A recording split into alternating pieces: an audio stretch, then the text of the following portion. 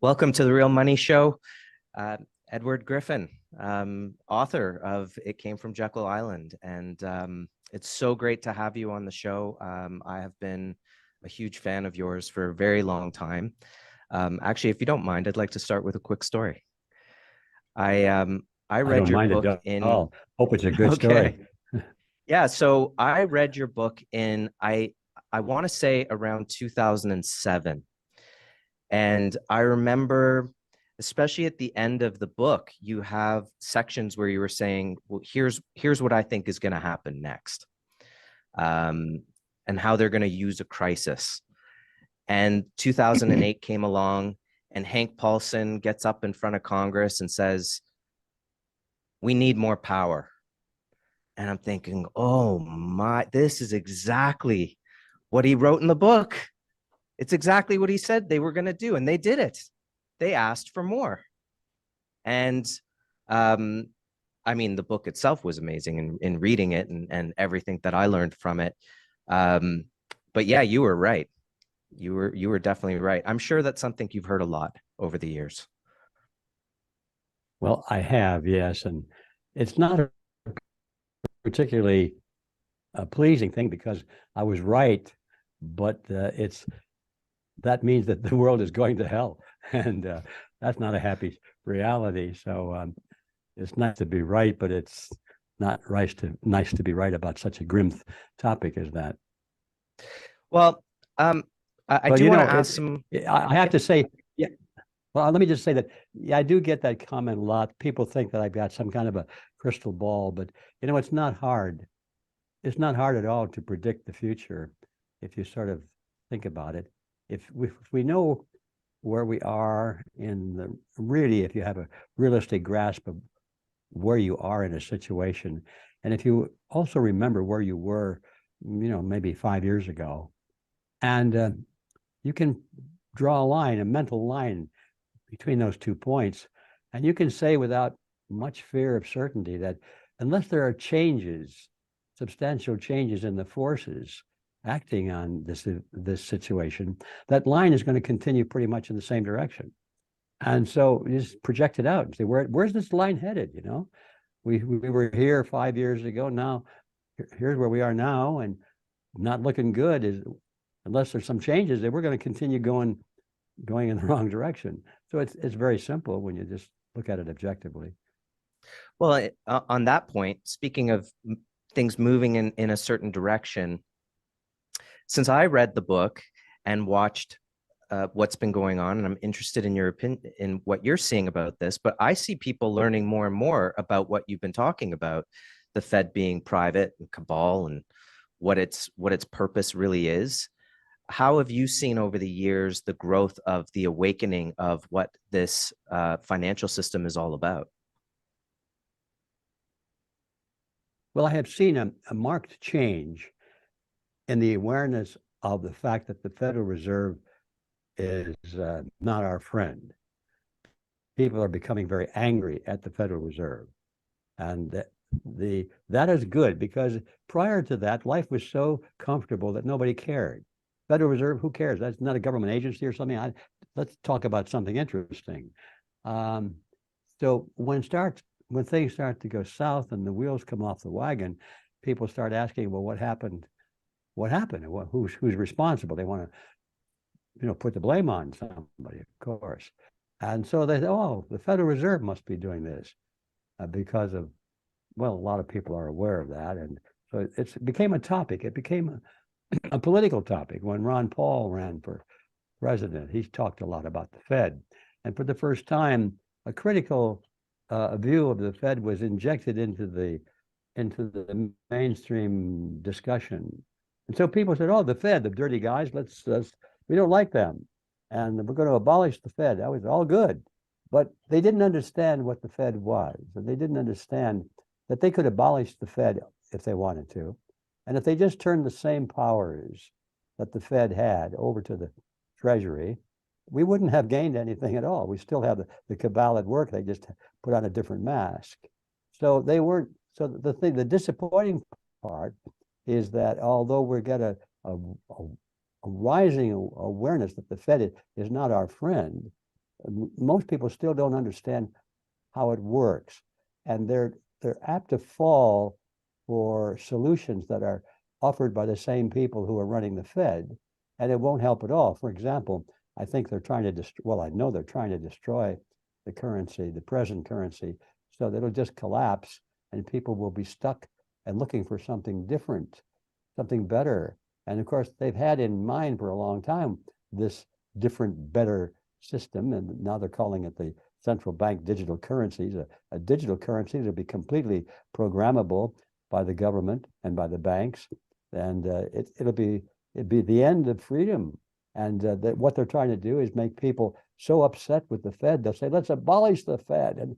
And they'll say, okay, we'll abolish it. We'll turn all this power plus some new powers over to our friendly and reliable politicians, and they'll take care of it. Well, the politicians are really bankers, and the bankers are the politicians. They work together. And so what I'm trying to say is that I'm greatly encouraged by the fact that people are aware that we have a huge problem, and it centers on the Federal Reserve System. But we have a long way to go in order to educate people so that they don't fall for the wrong solutions from the same criminals. I completely agree. And I want to ask you a question on that because, and I do feel like I'm talking to one of my professors in university, and I didn't go to a completely lefty university either. It was a very different type of program. Another story altogether. But one of the things about a central bank digital currency is that right now today, I'm seeing people waking up to the idea of inflation. Now a lot of people, they don't really put together necessarily piece by piece that it is that they're creating this currency, whether it's by debt or just depositing the zeros into the ones and zeros into the bank account. And that's why you're spending all this much on everything else. They're not necessarily making that connection, but it's there. It's very, very close. It just hasn't quite come together yet. But when you think about if the dollar becomes worthless, and I completely agree with you, by the way, and I love this idea that they'll pretend to hate themselves to get you on board and have this this common enemy that you're going to join. But of course, it's all propped up. But if the dollar's worthless, a CBDC is also worthless. And I think that as people are waking up to understanding that inflation is causing a worthless dollar, or it's vice versa, that it's not that big a leap to realize that any other alternative that you give us that is also backed by nothing, that you can create out of nothing, is still zero. And it's just adding that much more control. And anyone who's tried to take cash out of a bank also knows this. Well, that's true. That's true. And as far as it goes, what you said is absolutely true. But there's another aspect on top of that, which is that up until now, there have been worthless currencies all over the place, of course. But up until now, we've had a certain amount of flexibility and freedom to move from one to the other, and to seek out one that's less worthless than the others. And sometimes you could survive by going from one currency to another, or to a different kind of money, like gold or silver or something like that, and people would accept it and so forth, as a medium of exchange. But the other big difference with what's happening now is with the digital currencies.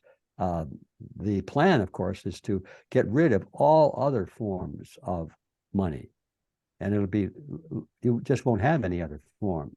They won't allow it. It'll be against the law, and you'll be forced into a black market. But even in the black market, what would you use as a medium of exchange? And there's not much to choose from. It has to be something tangible. It can't be a piece of paper or an electronic transfer, because they'll have complete control of those channels.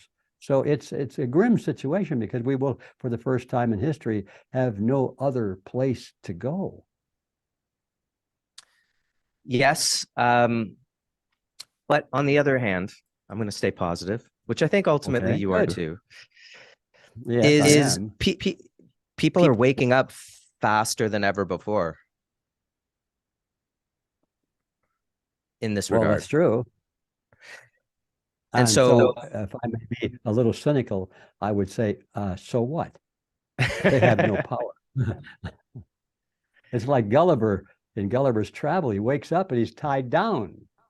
right. The Lilliputians have got him completely tied down. So he's waking up all right, but so what? Okay. Sorry, I've got a bit of an echo. Just one second. I'm just going to turn off my microphone for a second. Okay. Is it coming through there? No, it's when I turn on here. Okay. Sorry, I was going to jump Okay. in. Yeah, you were echoing majorly. You pressed something and now it worked, and then I just Yeah. again. Oh, it's because I muted the microphone. I muted the Zoom call. Yeah, that works a lot better. There's no echo. Can you still hear us though? Okay, but Edward, can you hear me? Yes, I can. Oh, okay, great. So we'll go with that. All right, perfect. Okay. You were saying, so what? Okay. This is Well, I don't mean to testing. be cynical, but that's kind of the Love it. situation. I know. It kind of reminds me of the, well, if you create a story, let's imagine that we're all in a prison, and we're becoming aware, we're waking up to the fact that the food is lousy. Yes. So what? We have no control over the food that they give us. So if they have complete control over the monetary system, and you have no place to go, you have no options. You must use that digital currency, or you can't buy gasoline, you can't pay the rent, you can't buy groceries. You might, be able to live at some modest level with your friends by bartering. Say, I got an old shirt, I'll give you this old shirt. If you get the pair of shoes that still work, that fit me, and you could survive with barter, but you'll be cut off of mainstream economy. And so what? You're awake. Yeah, you're well awake, but there's nothing you can do about it. That's the goal that they want to get us into. That's the goal that they want to reach, where we have no choice. And so we just have to stop that. We mustn't permit that to happen. I agree. I think that they want, when people come into our office every day, and we're obviously in the gold business, and there's a lot of fear about potentially, the banking system collapsing, or the fear of central bank digital currencies. And I'm at the point where I'm saying, good, because that's obviously what's waking you up. The fear of what's going to happen is getting you to do something about it. And that's the key. If it's the fear that has to wake you up, fine. Now let's talk about what we're going to do about it. And that waking up is happening all over the place. And the more that people are waking up, the more they can do. And I do see a lot of pushback on politicians. I see them playing whack-a-mole. As an aside here, I'm also looking, and I'd love to get your feedback on this. When I look at an entity like Silicon Valley Bank and its connections into major money in China, which has just been severed, and the people that were involved in that bank leaving early, but its clients getting paid out on the backs of middle America, socializing those losses from a state that is looking to destroy itself. And I sit there and I think, oh, you guys are giving up a major piece of your operation to just socialize losses across the country. I'm seeing that as an end game move in chess, where you're giving up a big piece just to get a little bit more of the destruction that you're looking for. Do you see that, or am I making things up? I'm not quite clear on that, Jeremy. So try me one more time. Okay. So I thought I understood, and then I realized I didn't. Okay. So, we know that the head of the bank was on the Federal Reserve Board. We know that their CFO worked for, which was it, Bear Stearns, I think, and oversaw that collapse. So we know that this is a deep state entity, essentially, and they let it go. They didn't just, they're obviously doing business in that bank and making money off that bank. And then they've decided, well, we're going to let this bank go, because they could have bailed it out privately. The Fed bails out banks every single day in the overnight markets, but they decided, no, we're going to let it go. Why? I don't know. We're the authorities getting too close. We're regulators saying, well, we're going to have to do something about what we're seeing here. Who knows? But what they did decide is, we're going to let this go, and we're going to socialize the losses, because we're not going to just let this bank go and not have the rest of America bail out this issue. And I kind of see that as well, you've given up a piece of your pie to get a little bit of gain on the other side of letting everyone else keep paying for it.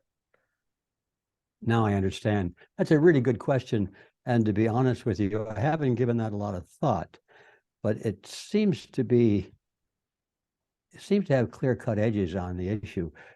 First of all, as you so well pointed out, it was a conscious decision, no doubt, because nothing happens by accident. It was a decision to let the bank go. So why would they do that? And the answer, obvious, we don't know in detail, but the generality is that by doing so, they gained more than they gave up. So now the question is, well, what did they gain? Because we know what we think we know what they gave up. Maybe the bank was in big trouble, and maybe there was some scandal that was about to be exposed, and in order to protect the criminals, they decided just to close the bank. I don't know, things like that could be a factor.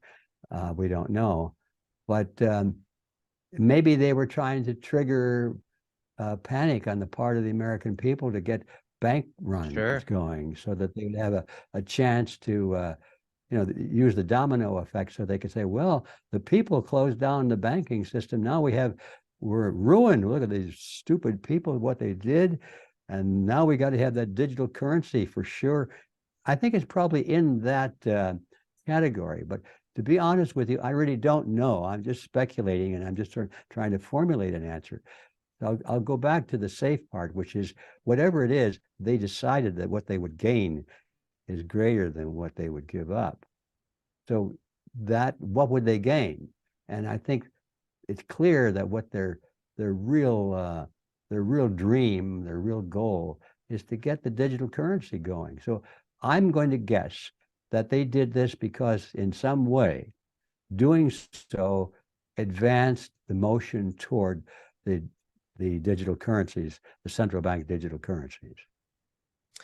Okay, I definitely see that. So how do you view that there are now already certain states looking to pass laws to block central bank digital currencies, like Florida, Texas, I think South Dakota?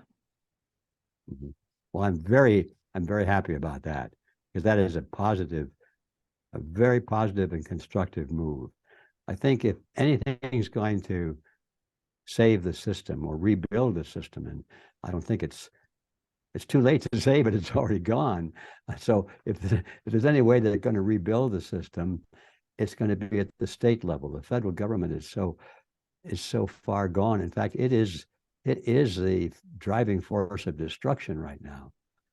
So thinking that the force of destruction is going to be our friend and help us rebuild is kind of naive. But the states still they're closer in touch with the people.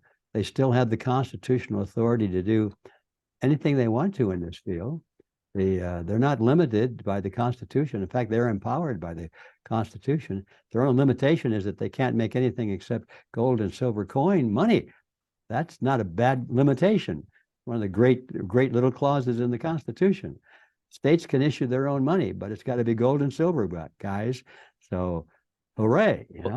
Well, I'm glad you just mentioned that, because haven't a lot of the states been passing laws to make gold and silver that you can pay your taxes with it again, and these type of things, like trying to reconstitute gold and silver as money? Yeah, there's definitely that movement, and there's lots of legislation being drafted as we speak in that category. Mm-hmm. Yeah, it's a good trend, and of course, it takes a little while to implement a plan like that, and it takes a lot of courage and really good clear knowledge. It's easy for a politician to say, yeah, let's do that. But then Right. to make it actually work is a little more complicated. So it's going to be a slow process, but you're absolutely right. The states are seemingly vibrating in that direction. And that's because of what you said earlier, that it's becoming obvious to more and more people. The voters are saying, who's going to save us? Somebody's got to step up and open their shirts up so we can see the big S on the shirt and be our hero. And so the politicians, well, that's going to be me. And so they open up their shirts and it says S, and they say, oh, that's good, you're Superman. So let's go. And they don't know what they're doing, unfortunately. Most of these politicians don't, but they'll learn. That's the main thing. And that's why we're here. Yeah. Yeah. And, I think in that sense, I'd like to segue to collectivism because it's something that it's a great topic of yours that you've taught over the years. And I'd love our audience to understand it as well, because it does lead into this idea of a small percentage being those who lead the rest. Well, you're right. This issue of collectivism versus individualism is one of my dearest and I think one of the most important topics that I'd like to discuss because, as you already know, I consider that this arcane little piece of political knowledge, the difference between collectivism and individualism, is probably the most single important political issue of our time, and yet most people have never heard about it, and they're participating in it, but they don't know what it is. They never heard those words. They don't know what the ideas are, and the idea, when I discovered what that was all about in my own awakening, starting back in 1960, long time ago, but I didn't really fully pick up on this issue of collectivism versus individualism till about I'm going to guess 68 or 70, before it became really gelled in my mind, and because I started to read and really try to get up to speed on the philosophies and the writings of all of the current modern day tyrants. I mean, the Adolf Hitlers and the Mao Zedongs and the Benito Mussolinis and the Fidel Castros and all these people that we were taught when we were young. These were the bad guys, right? Because they were killing people. They were denying people their liberty. They were enslaving them and making slave labor out of their product and so forth. And I think we even fought wars against them. So we knew that they were bad, but we didn't know why they were bad. We just knew they were bad people and they had to be defeated and destroyed. Well, so I started reading the works of the leaders of these movements. And after a while, I got this strange feeling. It just kept growing and growing in my mind. And all of a sudden it went boom, they're all the same. They all are preaching the same thing, even though they fight wars against each other, like Stalin would, fought against Hitler, and they were going to the death. Millions of people lost their lives in that battle between communist Russia and Nazi Germany. And they say, well, they got to be opposite, right? And when you come to the realization, no, they believe the same thing. And then you have to ask the question, well, why were they fighting? Well, the answer was pretty obvious then. They were fighting over territory. They were fighting over who was going to be the top dog, who was going to be the top dictator. That's all. In fact, there are a lot of very well-known agents in their ranks that moved back and forth between communism and Nazism, for example, and they were equally comfortable in both camps. All they had to do was just change the uniform at the border, and they'd be fine. And their political philosophies and everything were the same after that, and except for some minor differences. So anyway, when I came to the realization, I thought, what is this thing that they believe in? And that's when I discovered some of the old books in America and Europe, and when I say old, I mean over 150 years ago now. 150 years ago, 200 years ago, everyone who was literate knew what the words collectivism and individualism meant. And you find those words abundantly sprinkled throughout political literature of that time. Everybody knew what that was. Those words were expunged deliberately, I'm sure, from the English language, and for sure, long about beginning of World War I.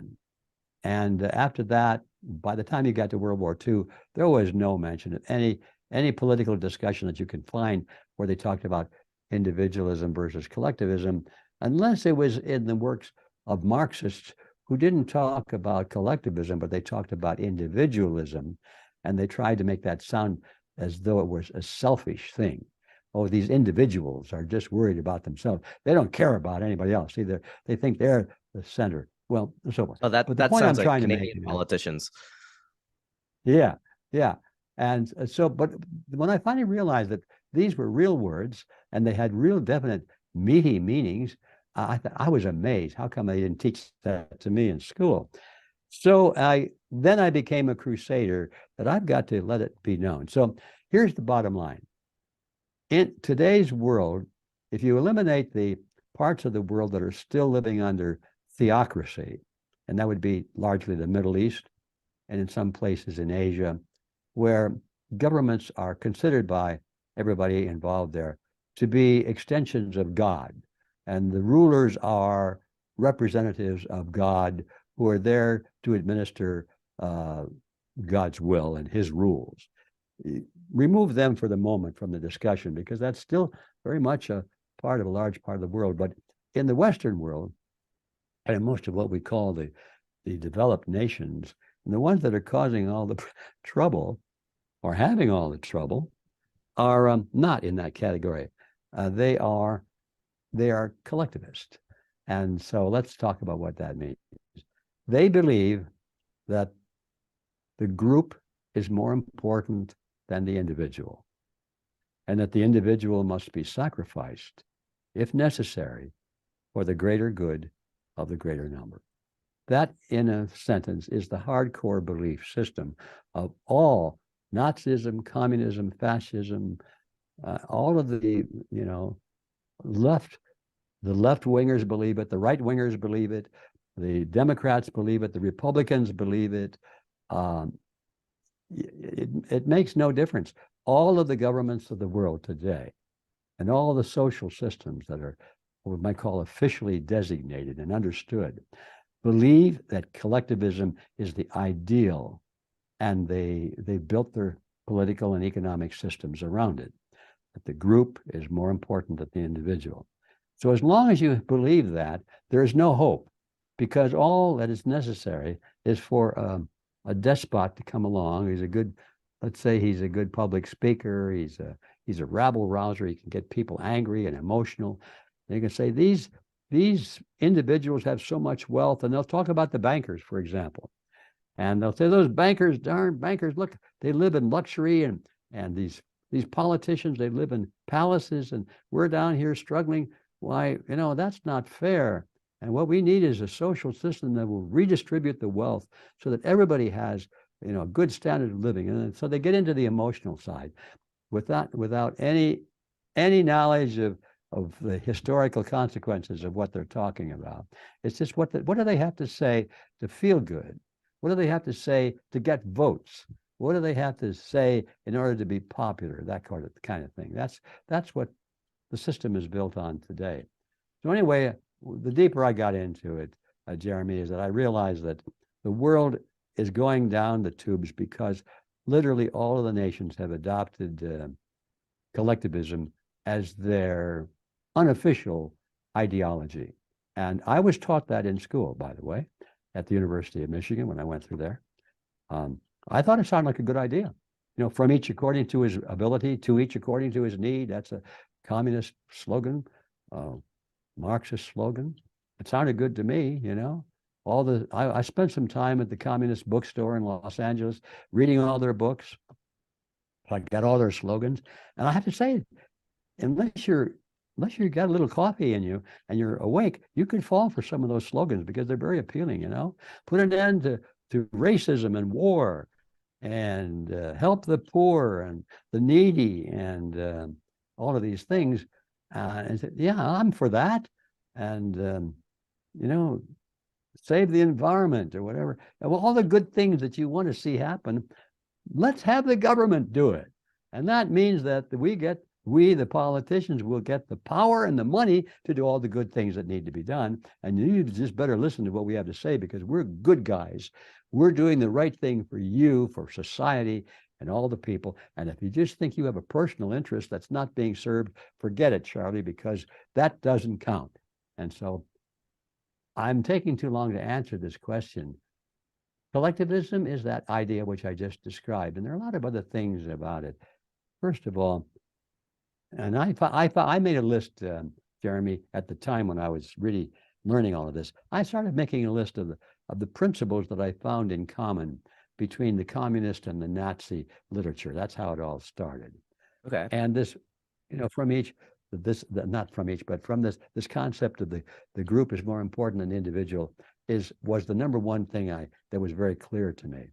But there are lots of other things, and I know we don't have time to go into all of them, but just to give you an example, under collectivism, it is commonly believed that rights come from the state. That's it. The state gives you your rights, and therefore the state can take them away.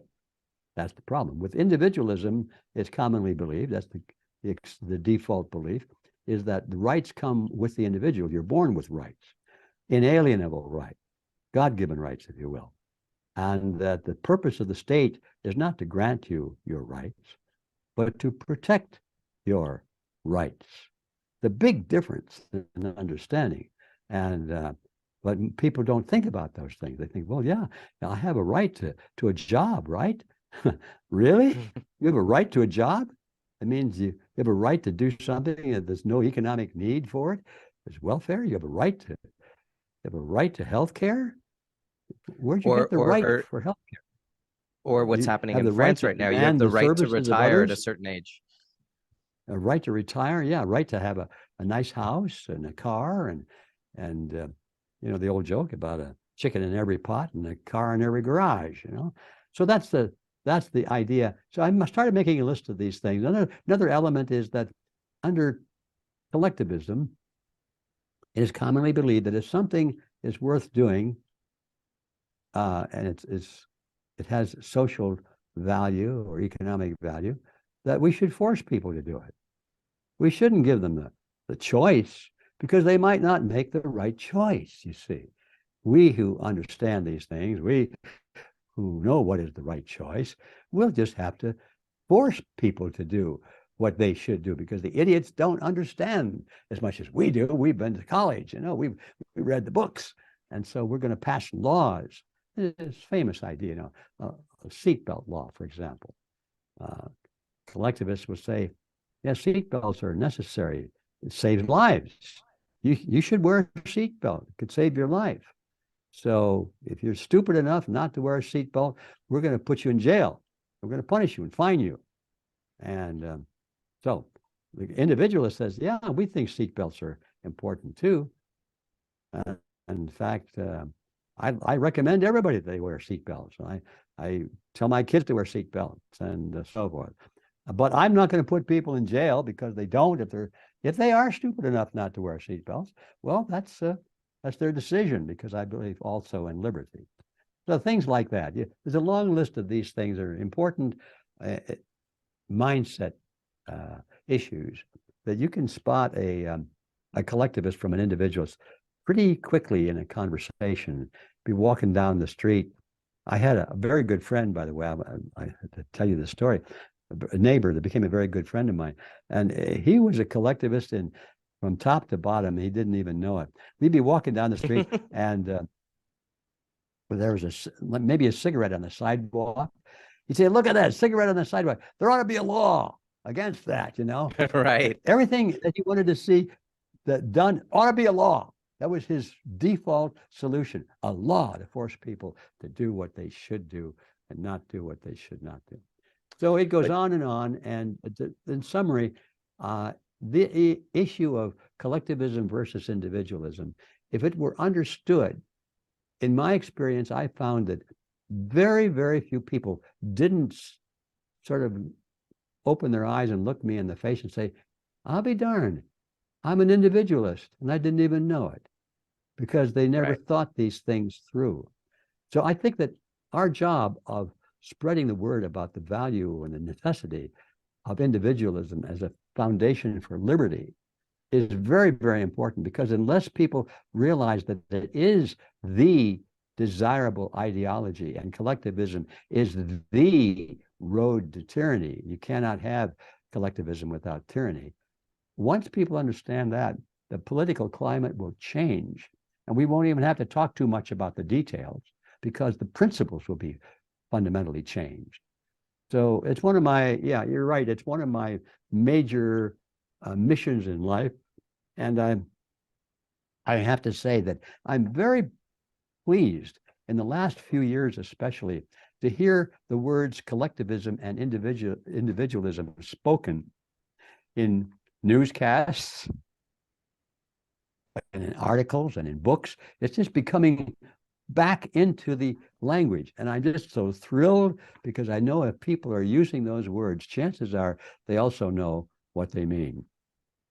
Yeah, I think that especially what has happened over the last several years, and you saw what, let's call them the collectivists, really make a strong push, with the pandemic, that many people, it pushed them a little too far. Even when we'll push and we'll back off and we'll push again and we'll back off a little bit. I think I think, would you say that there's got to be something woven into the fabric of America?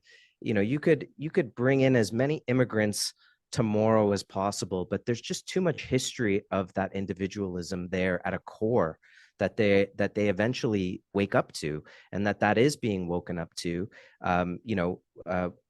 You did that interview with Yuri Bezmenov, and I'm on Instagram, and it's popping up all over the place all of a sudden. And I'm sure you never thought that it would be getting the type of virality it's getting today. That's true. Yeah. That's one of the really, really exciting and pleasant experiences, to see these things, go viral like that. And well, Yuri Bezmenov did discuss this in direct. He said that the first stage of takeover is to capture the minds of the people, and he said we do that primarily through the schools. He said once you capture the students' minds and teach them how to think about things. And he didn't say teach them collectivism, but that's part of what he was talking about. So they finally get to a way of thinking that is very difficult to reverse. And he said, well, when people would come to the Soviet Union, when he was taking journalists around and showing them how great life was in Moscow, for example, and he put on fake weddings and so forth to convince these journalists that, yeah, they still had open churches there. And what the journalists didn't know is that the same couple got married 2 times a week, and they had champagne and party and had a priest there and everything, but it was all theater. They didn't know that. So he said, once you capture the minds of people, they will not be able to see truth, because it's contrary to their deep convictions.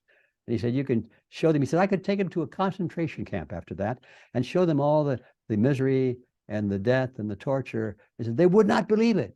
They would think that was wrong. They would think somebody rigged that, because it would be contrary to their belief system.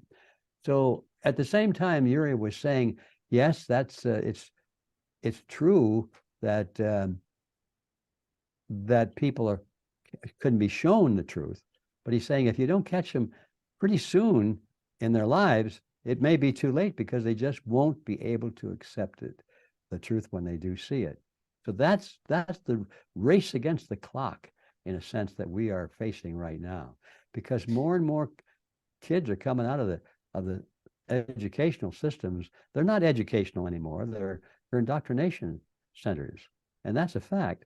And it's they're not as bad as Yuri said. I mean, I've talked to a lot of college students who have come out of the system quite collectivist in their orientation and even militant, activists on the other side, and really ready to burn and destroy.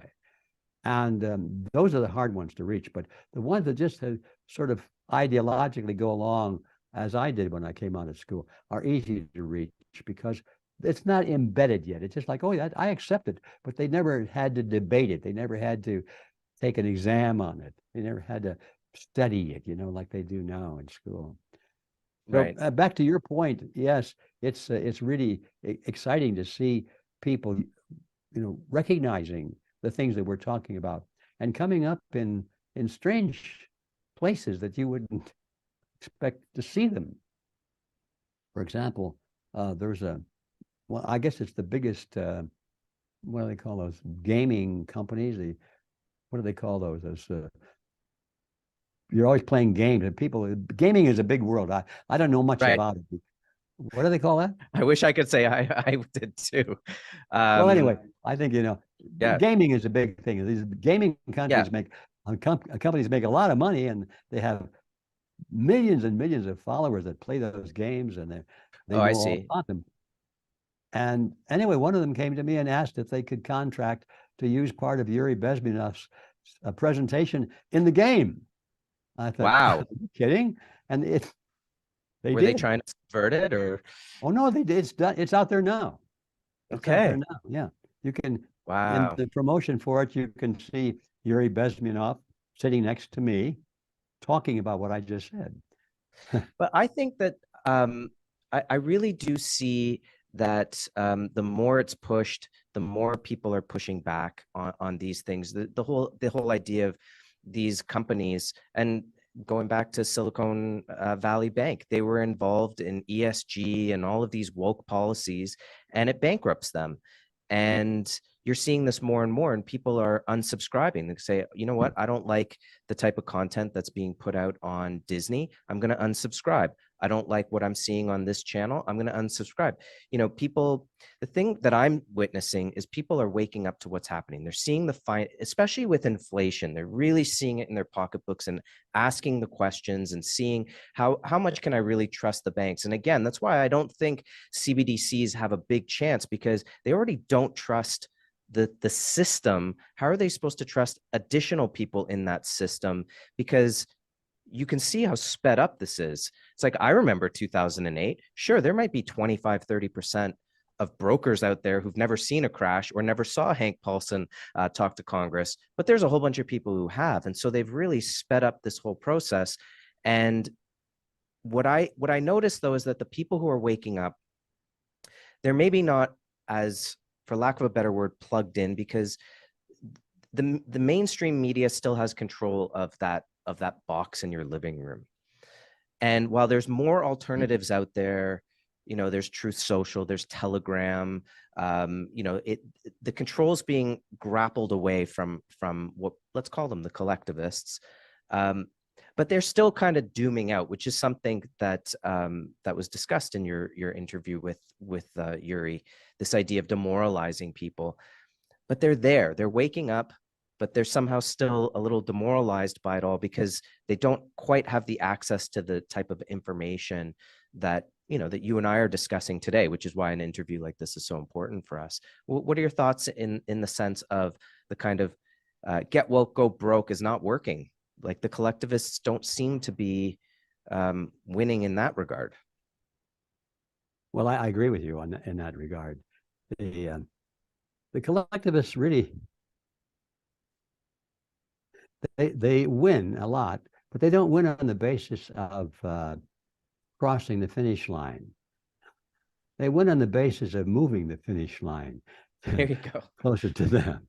It's not a fair competition, and that's one of the principles of collectivism, in a way, is that they don't like competition, because they want to control the results of all contests, so that merit is not really an important factor.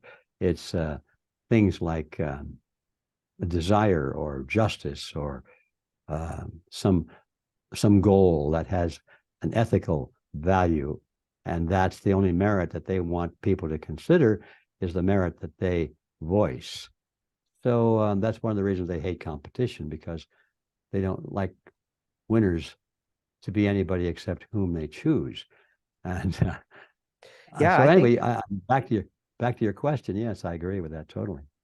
yeah, I think that in that sense, you could go back to, the minute they started censoring people, it was over for them. I mean, it still has to keep going. We still have to do our fighting. And, this leads me to another question, because you do understand, the Federal Reserve and the banking system. And we're seeing a lot of people today making the decision of saying, look, I know what the tenets of money are. Sure, it should be divisible, malleable, it doesn't erode, it should be a store of wealth. Sure, it could be a unit of exchange, etc. So I know what money is. It should be a store of value. What do I have in my bank account? And if I had $250,000 in my bank account, could I withdraw that in cash? And the questions are being answered. No, the answer is no. What you have in there is a currency. It's being devalued at a rapid pace. We cannot tell you how safe the banks are. As we're discussing today, we're agreeing. They're obviously trying to usher in the next system. And to do that, they need to destroy it, which leads, it means the game is up in the air for who the winner is going to be, because the collectivists are looking to destroy their system to move into the next system of full control. So the game is up in the air. Anybody can win it if we can organize ourselves. And I'm curious to your thoughts. I listened to a recent interview you did on with a couple of gentlemen about cryptocurrencies. And I was smiling the whole time, because you were really speaking my language. That there are issues with crypto. It is can be, the blockchain's great, but it's still speculative. It's like the minute I know I'm going on a tangent here, but the minute any of those currencies could actually be used as an actual currency day to day, then its value would have to be stable and therefore no more useful to the people who are speculating in it. What's also interesting that I always point out to people with regard to crypto, and I'm speaking in terms of an alternative here, is that they say, well, it's the math, it's limited, there's only a certain supply. I said, yeah, but you can buy it in infinite amounts or infinite divisibility. You can buy 1 grain of sand on that beach, and you can't do that with gold. Gold has 31 grams in an ounce. So if it went to $31,000 an ounce, you can only buy 1 gram. If you could go out and buy 1 gram, right? How many grams would be available? So there's a limit to how high it could go in price, although if the dollar's worthless, then gold is priceless, sure. But there's a limit to how high it can go. There's a limit to how low it can go based on mining supply. So it just makes more and more sense. And what I'm seeing is people are saying, I see the viability of real money, hard assets. I want to have that, not what's in the bank. And I was wondering if you could talk a little bit about the repercussions of more people getting involved in the gold and silver market and withdrawing funds from banks. And could that have positive net effects? Well, I have to think a bit about that. That's a really a good question for me right now, because I've been thinking a lot about what we who lack the power that our opponents have over the monetary system, what could we actually do now to counter this drift toward these digital currencies that will be programmable? And the obvious question the answer keeps coming up: make real coinage. Coinage. The word coinage keeps coming into my mind. I'm thinking, yeah, if I had the resources, I think I'd like to go back and retrieve a coinage that we did about 10 years ago. We issued some 1 ounce gold coins and 1 ounce silver coins. We called them libertatums. And they were very popular. We did them as a means of creating a conversation about the value of gold and silver. And we designed them in such a way that they were teaching instruments, because they had symbols in the coins. And it was something you could sit down with your kid and say, now, what do you think that symbol means? It was, these hands are open and the bird is flying away. You know, what does that mean? Well, that means that freedom of choice is very important, and you don't want to force the bird to do something that it doesn't want to do, or it's if you want the bird to be free and so forth. And oh, I get it. And so they were loaded with symbols like that, and then we gave it up for a while because the prices were going through the roof on silver. And I'm thinking, what if we went back right now and started re-minting the 1 ounces, and how about a 1/4 ounce? And how about a 1/10 of an ounce? And how about what if we did a 10 penny or something, which was sort of an amalgam of silver and nickel or something, so that we could actually have pennies? I wonder if people would use those for the common purchases. And my optimistic, maybe it's my desire, is that yes, they would, especially if they had nothing else except digital things or plastic cards that they didn't know what the value was going to be. So that's the long way of answering your question. I think that somebody, Can I interrupt you for a second there? Yeah. You're just making me think about something, because I played Monopoly a couple years ago, and they've moved away from the paper money because the properties are so expensive that they give you the digital, the fake ATM machine to use, because you can't utilize the amount of money that's being the amount of zeros being used. But what you're talking about is, yes, if you have a gold backing, let's say, you don't need all these zeros. You don't need all these zeros, That's right. And then things aren't costing so much. So it's not a big deal to have, 25 cents in your pocket to pay for a coffee. But we've gone so far away from that in terms of a concept that people just think, well, it's more convenient to have a credit card in my wallet than the actual cash, because I would need a truckload of cash. But that could all change in a minute. Yeah. I still maintain that the gold is there. Someone's got gold. Brick nations are buying gold like crazy. You want to get rid of the debts, just revalue the gold, pay off the debts pretty quick, and then you could start from scratch. Well, Is it's not that quite too that extreme? simple, but it's going to, and whatever it is, Jeremy, there's going to be some pain involved. Yeah. It's like, I think it's like a junkie that's trying to get off of the habit. And you say, well, it's very simple. We just stop taking this stuff. And it's true. That's a very simple step, but it could also cause great health and mental havoc on the person who's dependent upon it.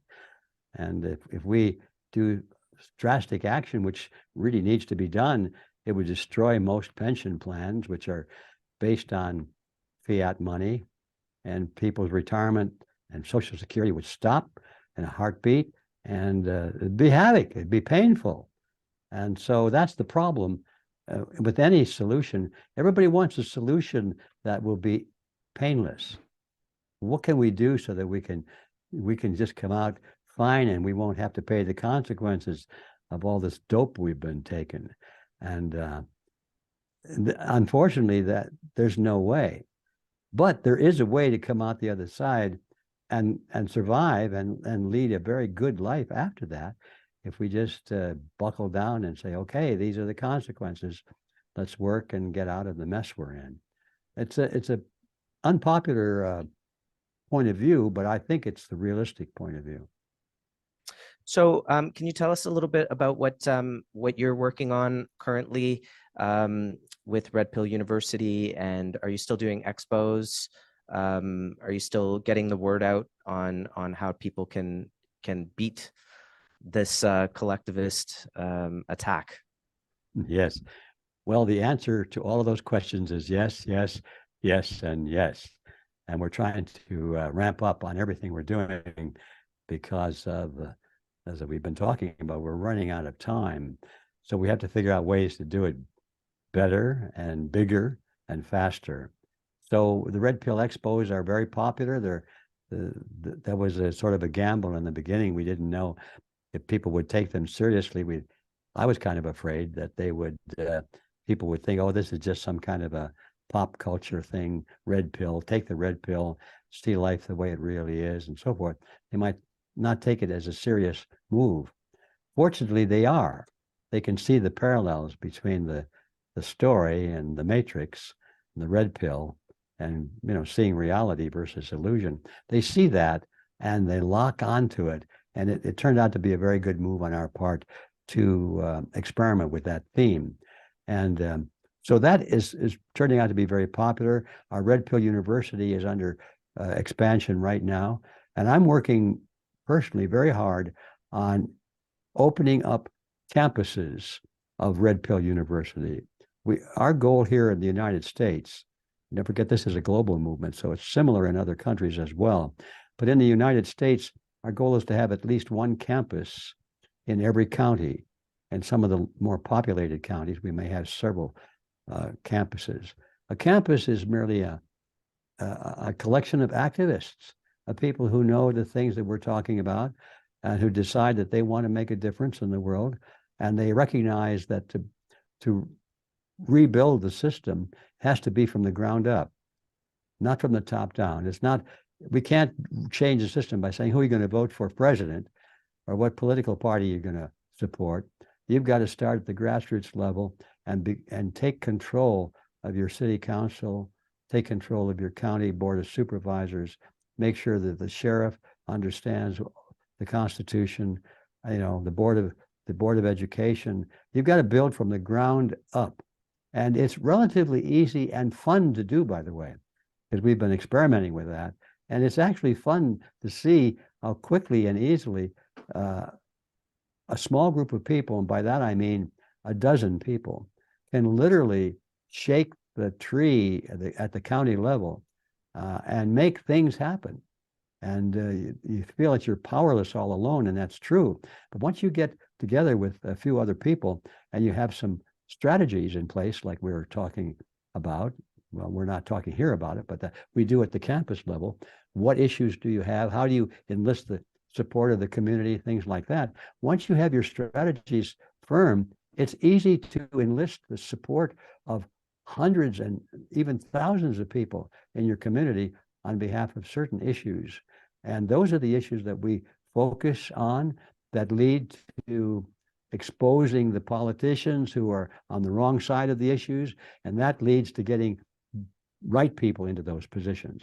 In other words, what I'm trying to say, the only reason we're on the issues, the primary reason we're on the issues, the reason is education, but the primary reason is to change the political structure at the county level. They get the old line out and get new people in who understand the difference between collectivism and individualism. And then things really start getting fun. Well, I want to thank you so much for joining us today on The Real Money Show. It was an absolute honor for me. Great to meet one of my intellectual heroes in life, and I hope everyone enjoyed it. We're going to post it on YouTube. We're going to get all the links in there, and as well, it's also going to be airing on AM 640. So I want to thank you again for joining us here today. Well, Jeremy, thank you for inviting me, and thank you for such perceptive questions. It's a delight to talk with you. Beautiful. Thank you. Hopefully we'll speak again soon. All right. Bye-bye.